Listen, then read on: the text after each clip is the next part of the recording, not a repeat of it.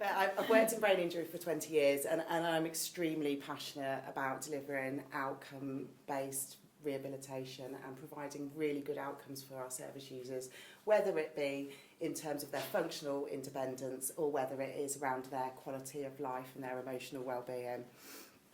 I'm really excited to be a part of this project because, as Greg said, you know, Richardsons have been providing support for 30 years, which is a long old time. You know, 30 years is a long old time.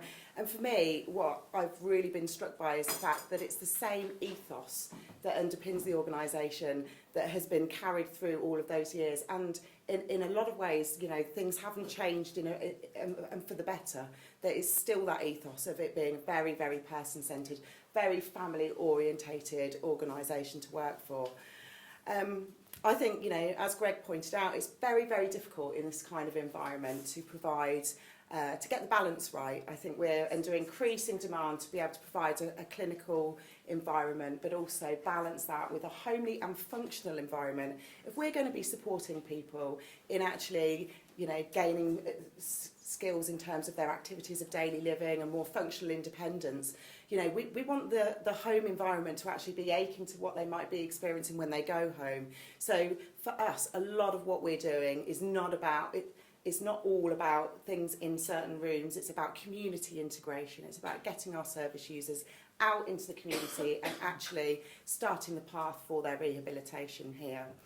I think it's really, really important that we sort of pick up on the fact that where we're located is absolutely amazing. Having worked in a number of different places in different, you know, location is a really important thing, as Kirsty Alsop tells us all. And for us here, we have the benefit of being in some beautiful grounds, and it's a really nice environment for people to be in. But we're actually in the hub of a really good community, and because we've been here for so long, we are a real part of that community. The local shops and the local cafes know us. We've had our service users volunteer and work in the local community. And for us, that's really, really, really important that we are, you know, we are part of that. And it also does enable us to do some really good assessments in terms of how we look at community reintegration following, you know, having a brain injury. And again, that's a very pinnacle part of everything that we do.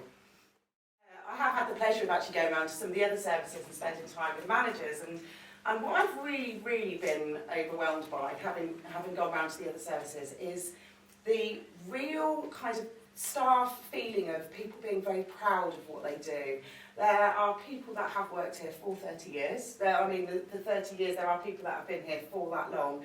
And I think when you're new and you're going around, you expect people to come and tell you, you know, the good, the bad, the ugly. And actually people have been tripping over themselves to tell me all about, you know, how long they've worked here, the positive things that they've seen, the outcomes that they've achieved.